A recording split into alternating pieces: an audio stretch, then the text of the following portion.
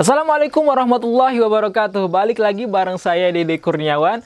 Hari ini saya akan melakukan review gimbal Zhiyun Smooth 4 yang sudah saya gunakan kurang lebih selama 1 tahun terakhir ini. Bagaimana sih pendapat saya sebagai user yang sudah menggunakan selama itu, dan sekaligus mungkin sebagai review untuk kalian. Mari langsung aja kita lihat videonya. Let's check it out.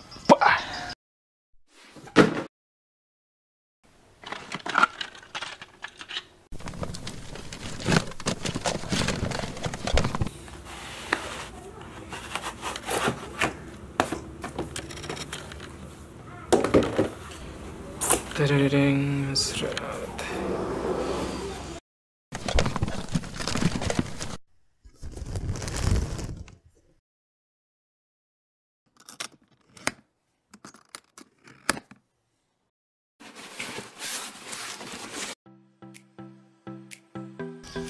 hal pertama yang akan kita bahas adalah kelebihan dari gimbal ini.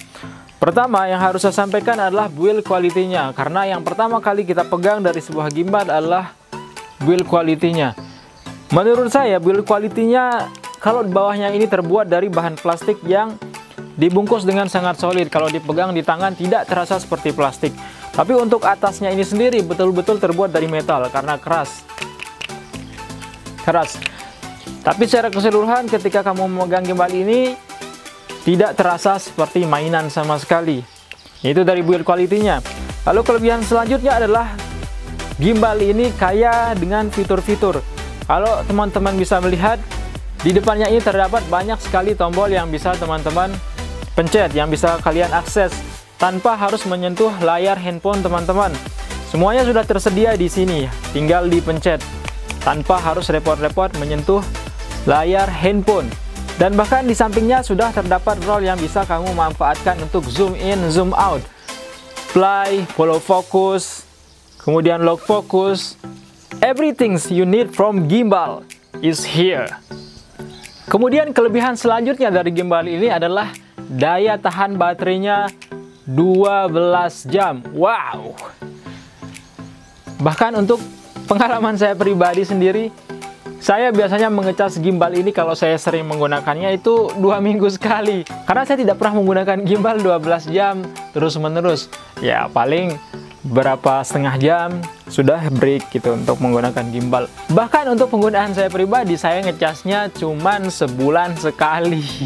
Dan pengecasannya pun memakan waktu dari 0 ya sampai penuh itu 3 jam lebih lah.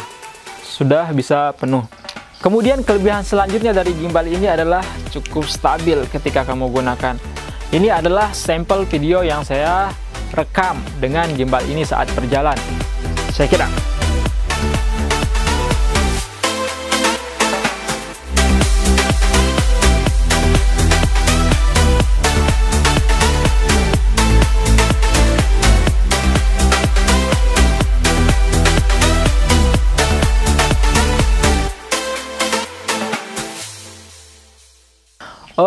Oke teman-teman. Kalau tadi kita sudah membahas mengenai kelebihannya, sekarang bagian yang menyakitkannya, yaitu kekurangannya. Kekurangan dari gimbal ini yang saya rasakan paling besar adalah gimbal ini punya banyak fitur. Tapi kamu kalau punya handphone Android, maka fitur-fitur yang tadi saya sebutkan itu, yang banyak fiturnya ini tidak ada gunanya. Mengapa saya mengatakan hal seperti itu? Karena aplikasinya mengalami bugs. Jadi kalau handphone kamu Android dan kamu install aplikasi Zhiyun di handphone kamu, kemungkinan besar handphone kamu tidak bisa dimanfaatkan oleh gimbal ini secara maksimal. Karena banyak dari fitur-fitur Zhiyun Smooth 4 ini yang tidak bisa kamu akses melalui handphone Android kamu. Kalaupun bisa, fitur-fiturnya mungkin sedikit, dan saya sering mengalami lag ketika menggunakannya saat saya merekam video. Akhirnya saya justru menggunakan aplikasi kamera bawaan handphone itu sendiri. Karena mau bagaimana lagi kalau pakai aplikasinya mengalami bugs. So, buat siapa sih gimbal ini? Gimbal ini sebenarnya diciptakan buat pengguna iPhone. Karena kalau kamu lihat dari boxnya sendiri, itu adalah iPhone di sana. Jadi kalau kamu menggunakan handphone iPhone, semua aplikasi, semua fiturnya muncul. Dan saat kamu merekam video, smooth, tidak mengalami lag. Dan yang penting juga, rollnya, zoom in, zoom out, fokusnya itu terasa smooth kalau kamu menggunakan iPhone. Walau begitu, kamu juga bisa menggunakan aplikasi pihak ketiga seperti Filmic Pro yang sudah support dengan gimbal ini. Tapi tetap saja fitur-fiturnya tidak bisa kamu gunakan secara maksimal dengan aplikasi itu. Kemudian aplikasi Filmic Pro juga berbayar. Jadi kalau untuk penggunaan saya pribadi, saya sangat jarang menggunakan gimbal ini dengan smartphone saya, terutama handphone Android saya ini, karena mengalami lag saat saya menggunakannya.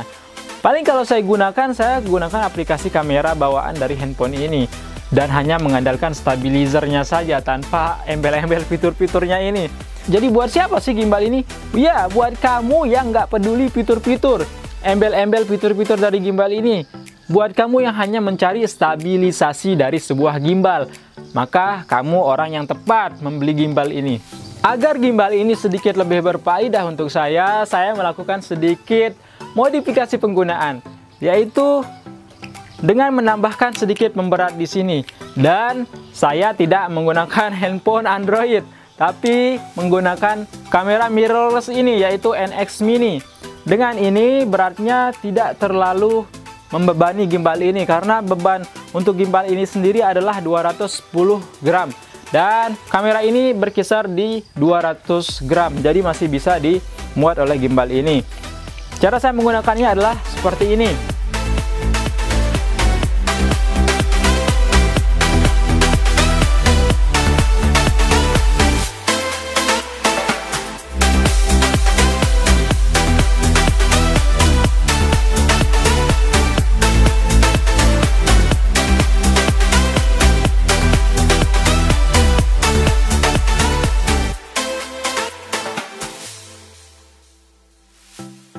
Dan kekurangan yang selanjutnya yang saya rasakan dari gimbal ini adalah dia tidak bisa berputar 360 derajat, mentok di 180 derajat. Well, itulah yang bisa kamu harapkan dari gimbal dengan harga segini. Oke, mungkin segitu aja video dari saya. Semoga kalian suka video ini. Jangan lupa di subscribe untuk mendukung saya. And I hope you enjoy this video. See ya. Assalamualaikum warahmatullahi wabarakatuh.